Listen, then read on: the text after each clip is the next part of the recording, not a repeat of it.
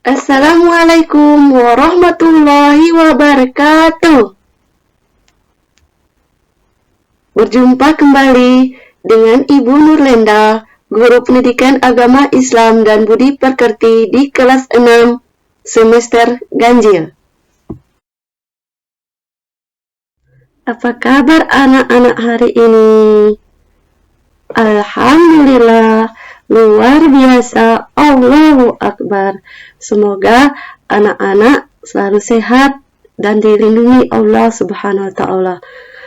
Amin ya Rabbal Alamin. Sebelum kita belajar, marilah kita berdoa terlebih dahulu. A'udzu billahi minasy syaithanir rajim. Bismillahirrahmanirrahim. Rabbi zidni ilman warzuqni fahman. Amin ya Rabbal Alamin.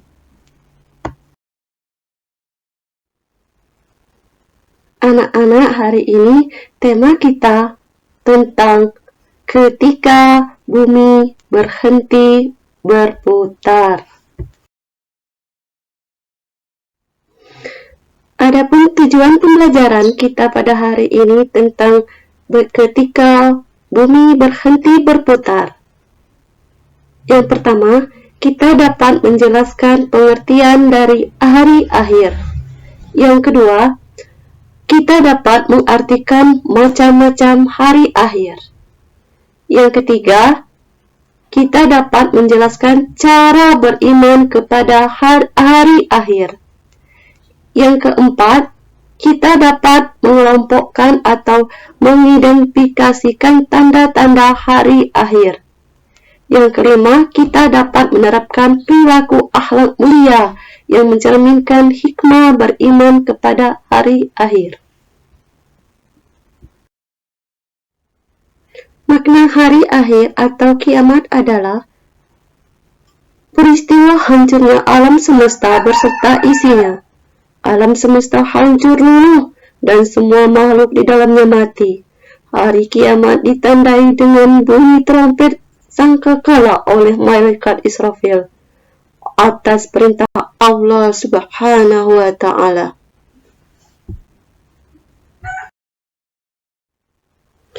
Tidak ada yang tahu kapan kiamat itu akan terjadi.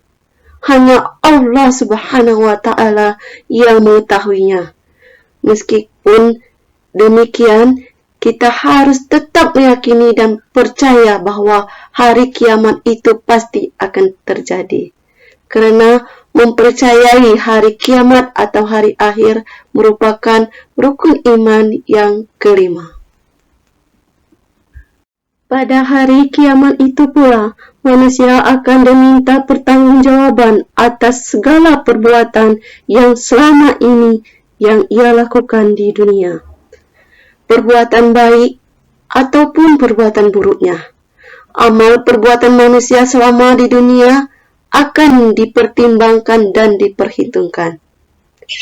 Jika amal perbuatan lebih banyak, maka surga telah menantinya. Akan tetapi sebaliknya, jika amal keburukan lebih banyak daripada amal kebaikan, maka balasannya adalah neraka. Anak-anak, biar kita lebih semangat lagi, marilah kita tepuk semangat. Semangat!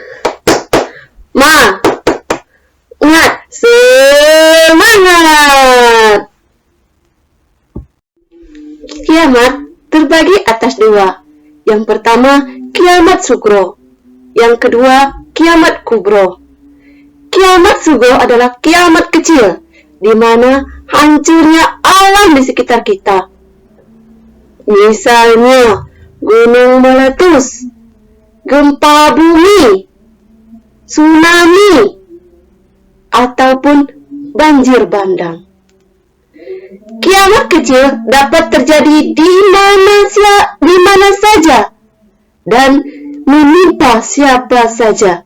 Contohnya, kematian seseorang. Kiamat kecil bisa saja terjadi karena ulah manusia itu sendiri.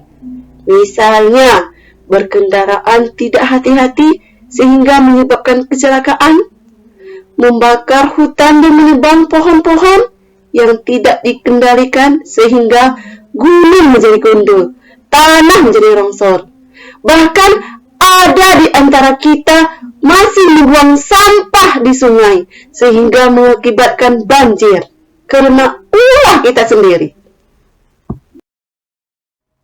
Kiamat yang kedua yaitu kiamat kubro atau kiamat besar, di mana hancurnya alam semesta beserta isinya seperti matahari, bumi, dan planet lainnya.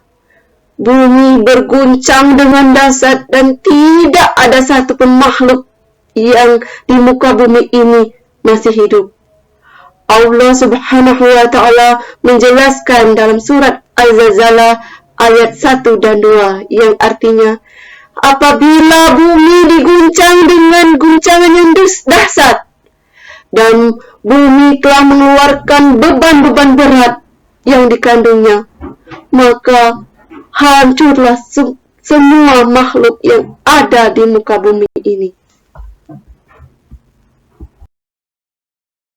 Tanda-tanda hari kiamat atau hari akhir. Yang pertama, banyaknya ulama muslim yang wafat. Yang kedua, ilmu agama dianggap tidak penting. Yang ketiga, maksiat makin terang-terangan dan kejahatan di muka bumi ini makin merajalela. Yang keempat, banyak laki-laki yang menyerupai perempuan dan sebaliknya, banyak perempuan menyerupai laki-laki. Yang kelima, banyak peperangan dan kerusuhan di muka bumi ini. Yang keenam, minuman keras dan barang terlarang beredar sehingga menimbulkan tindakan kriminalitas yang merajalela. Yang ketujuh, munculnya orang-orang yang mengaku sebagai nabi atau rasul.